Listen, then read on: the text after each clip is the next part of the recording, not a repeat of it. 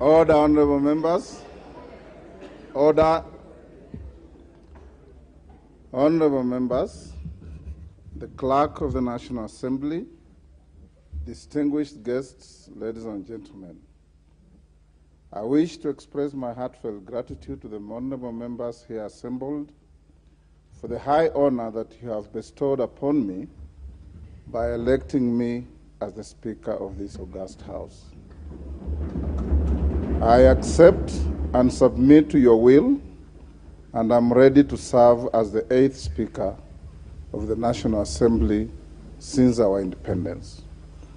I commend all the citizens who expressed interest in becoming your Speaker by formally returning their nomination papers and laud the efforts of my worthy opponent in today's election, the Honorable Kenneth Otiato Marende, who also happens to have been one of my distinguished predecessors, having served as the 7th Speaker. My other distinguished predecessors include Sir Humphrey Slade, the Honorable Frederick Mbiti Gideon Mati, the Honorable Moses Kiprono Arap Keino, the Honorable Professor Kimetet Arap Ngeno, the Honorable Kausai Francis Xavier Olekaparo, and my immediate predecessor, the Honorable Justin Beda Njoka Muturi. I am eternally humbled and extremely privileged to now occupy this hallowed seat. Honorable members, when I look at you and visualize the grueling campaigns you have all undergone, I must say that I am proud of all of you for ultimately making it to this House a dream for everybody. I commend you. I'm delighted to note that over 55% of members of the last Parliament have been re-elected. Of this category, 24 of you served in the previous parliaments. Your re-election demonstrates the confidence that the citizenry has in the leaders that they elect to this House. Spurred by this, we should therefore be confident that if we are true to our oath or affirmation of office and responsive to the needs of our people who are sovereign, we will always be the people's house.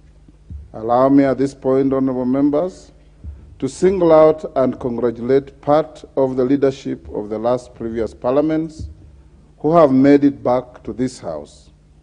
These include the Honorable Aden Duale, who was the leader of the majority party in the 11th Parliament and the larger part of the 12th Parliament. My felicitations also go to the Honorable John Mbadi, the immediate former leader of the minority party, and his former deputy minority leader, the Honorable Robert Mbui. Permit me too to recognize the Honorable Farah Maalim, who served as the deputy speaker in the 10th Parliament.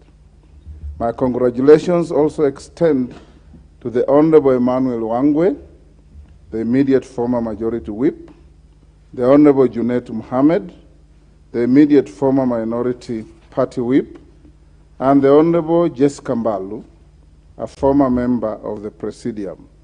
I welcome you back to the service of this House.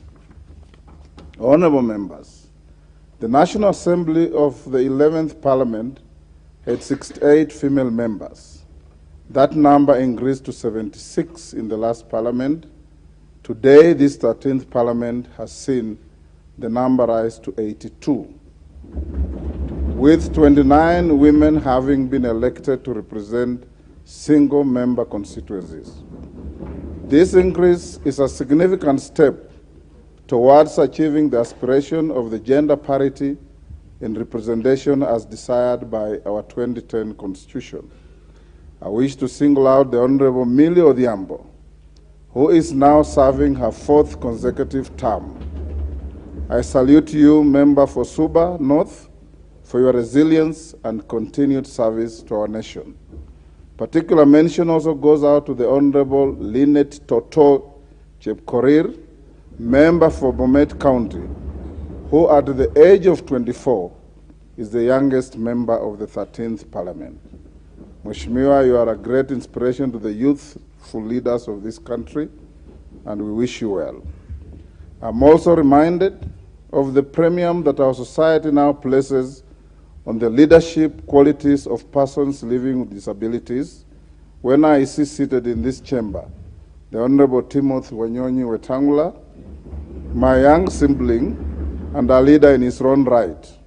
He now commences his third term consecutive as a member of parliament and is ably joined by the Honorable Rose Museo, serving her second term, the Honorable third term, the Honorable Joseph Samal Lomwa, who was here before and has come back for a second term, the Honorable Jackson Kipkemoi Kosgei, and the Honorable Martin Pepela Wanyonyi. You are a great inspiration and a beacon of inclusive leadership in our great country despite the odds. Honorable members,